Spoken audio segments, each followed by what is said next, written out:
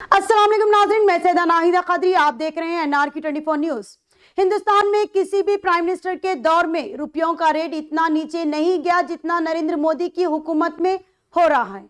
आखिर क्यों आए दिन यूएस डॉलर के रेट हिंदुस्तान के रुपयों के मुकाबले बढ़ते जा रहे हैं? नरेंद्र मोदी ने नोटबंदी के नाम पर यह कहकर अवाम को लूट लिया कि ब्लैक मनी वापस लिया जा रहा है, मगर जब से हिंदुस्तान में नरेंद्र मोदी की सरकार बनी है तब से सरकारी आंकड़ों के हिसाब से ब्लैक मनी दुगना हो चुका है।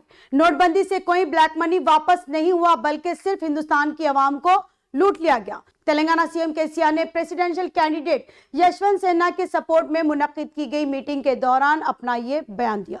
इतना ही नहीं, प्राइम मिनिस्टर नरेंद्र मोदी से नाराजगी जताते हुए एक बार फिर तेलंगाना सीएम केसीआर ने हिंदुस्तान के प्राइम मिनिस्टर नरेंद्र मोदी का इस्तेकबाल करने से इनकार कर दिया।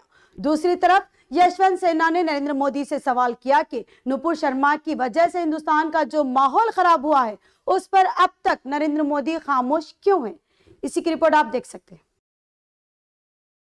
मोदी जी, आप जब रुपया गिर रहा था, जब माननीय मनमोहन सिंह जी प्रधानमंत्री थे, आप अपने गला फाड़ फाड़ के बोल रहे थे। आज रुपये का वैल्यू क्या है, मैं पूछ रहा हूं आपसे, कल उत्तर दीजिए। भारत के इतिहास में पहली बार सबसे नीचा वैल्यू किसी प्रधानमंत्री के समय में नहीं हुआ। यह भी आपको शोभा देता है प्रधानमंत्री जी।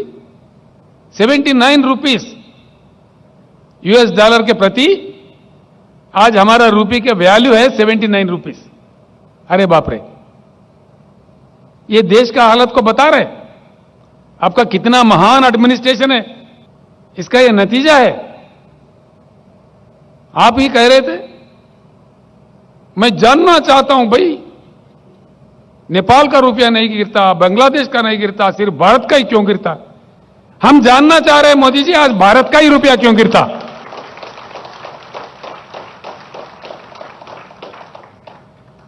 हम भी आज जानना चाह रहे हैं, देश जानना चाह रहे हैं। किसी प्रधानमंत्री के समय में इतना नीचे नहीं गया रुपये वैल्यू जितना आपके समय में जा रहा है, और फिर भी आप बोलते हैं आपका ढोल बजाओ। हमारे इतने विशाल देश है, विशाल जनता है, 140 करोड़ पे पहुंच रहा है हमारे पॉपुलेशन। इनके साथ जो आप खिलवाड़ा कर रहे हो, मजाक कर रहे हो, ये देश के हित में अच्छा नहीं है, बिल्कुल गलत है। आपने एक भी बात निभाया क्या? आपने कह दिया काला धन वापस लाएंगे, आया क्या मोदी जी? अगर आया तो कहां आया? अरे आखिर हम जानना चाहते हैं कितना काला धन वापस आया भाई।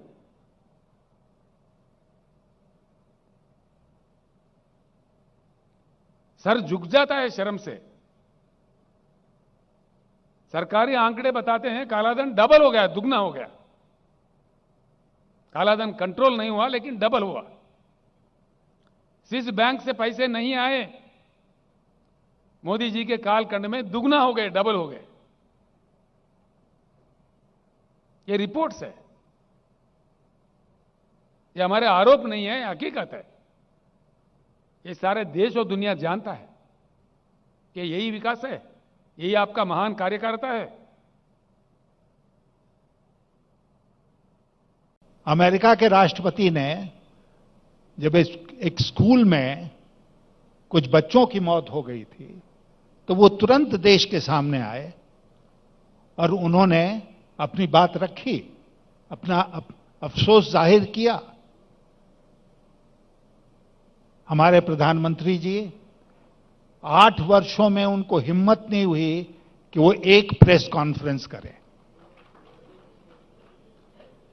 सारा संवाद एक तरफा है। क्या यही लोकशाही है? क्या यही प्रजातंत्र है कि एक आदमी बोलेगा और 140 करोड़ लोग सुनेंगे? ये हमारे देश में आज हो रहा है और इसके खिलाफ हमें लड़ना है। आज ये चुनाव, जैसा मैंने आपसे कहा, यहां आने के बाद कि ये एक पीपुल्स मूवमेंट बन गया है।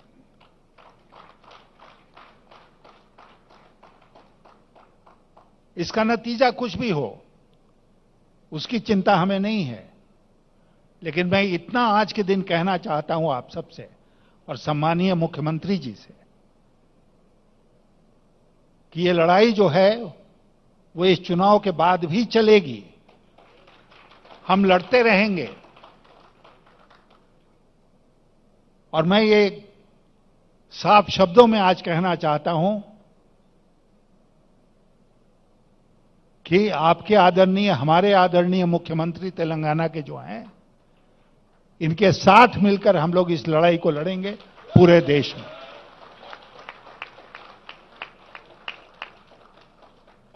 मैं इनसे फिर मिलूंगा, क्योंकि अभी हवाई अड्डे से यहां तक आते आते हम लोगों ने कुछ बातें की हैं, कुछ और बातें आगे बढ़ानी हैं, तो हम इनसे फिर मिलेंगे, फिर बात करेंगे कि इस लड़ाई को आगे कैसे बढ़ाया जाए। इस देश को जरूरत है केसीआर जैसे नेताओं को।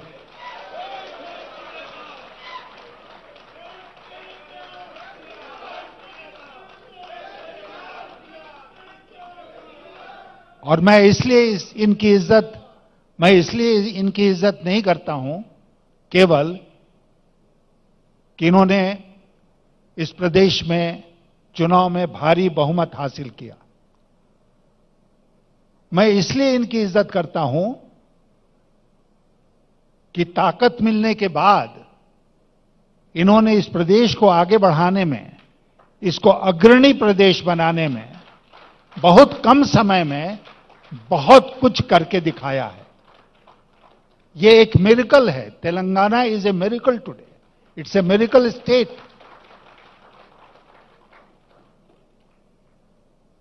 और ये वही आदमी कर सकता है जिसके मन में जनता के प्रति समर्पण का भाव हो, जिसके मन में एक विजन हो और वो मौका मिलने पर उस विजन को धरती पर उतारने का काम करे।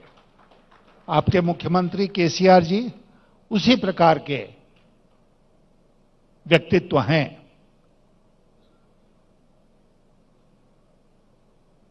इसलिए ये जो लड़ाई हम लड़ रहे हैं, लोकशाही की लड़ाई है। ये लड़ाई, जैसे अमर्त्य सेन ने कहा कि देश को बर्बाद होने से बचाने की लड़ाई है। ये लड़ाई आपके और आपके बच्चों के भविष्य की लड़ाई है।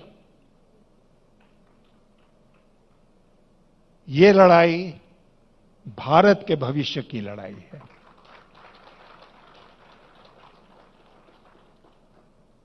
और आज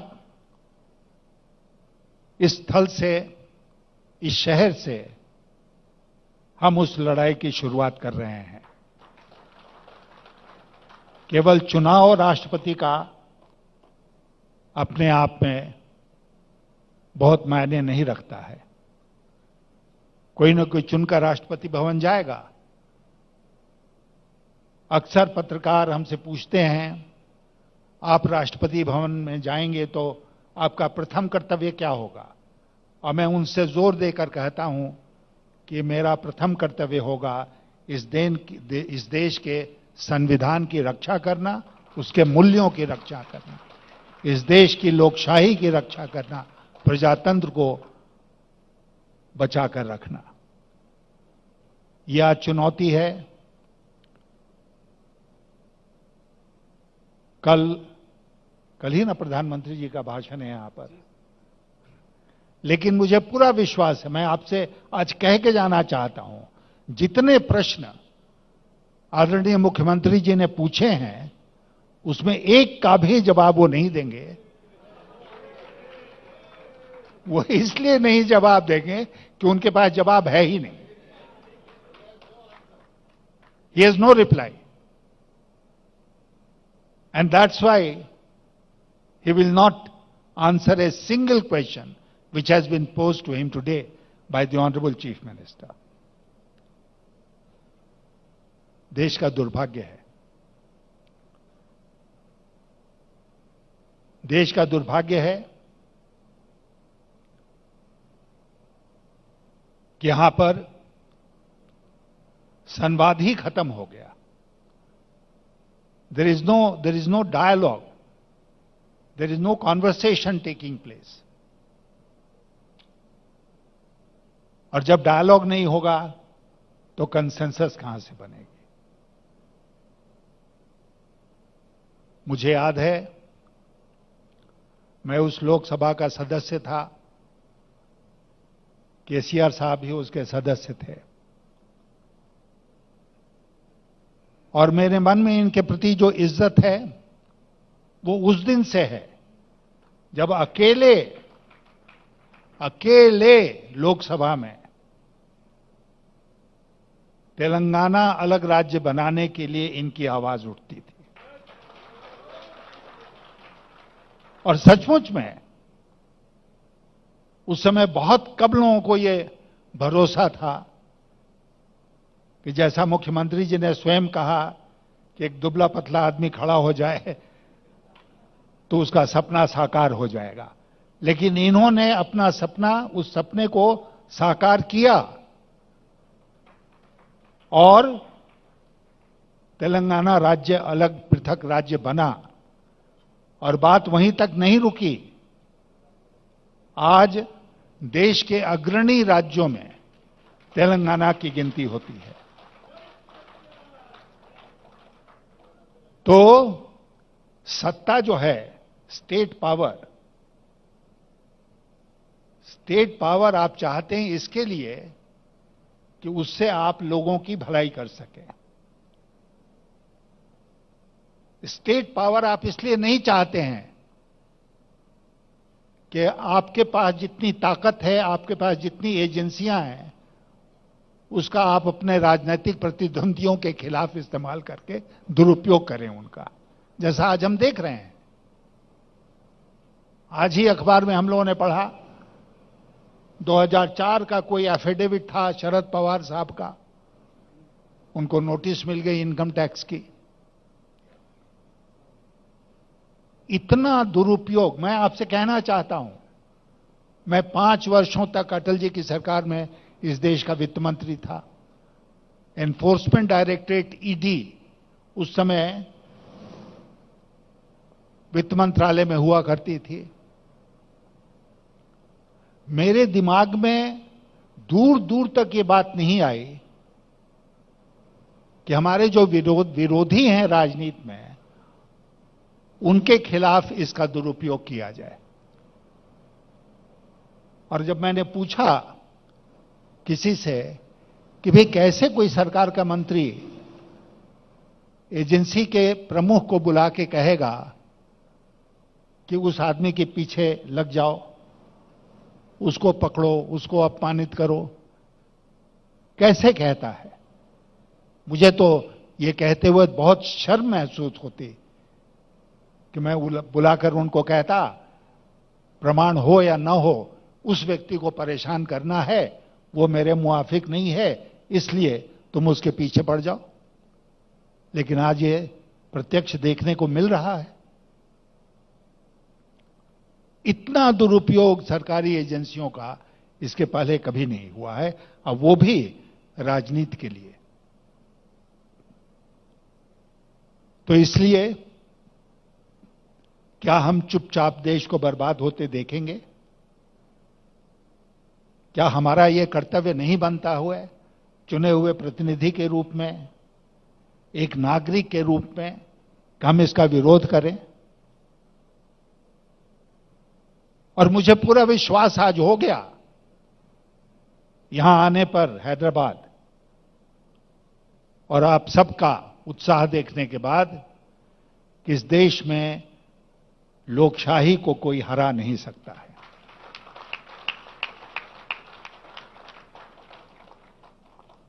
जब तक तेलंगाना है, जब तक टीआरएस है, तब तक हमारे देश में प्रजातंत्र सुरक्षित है।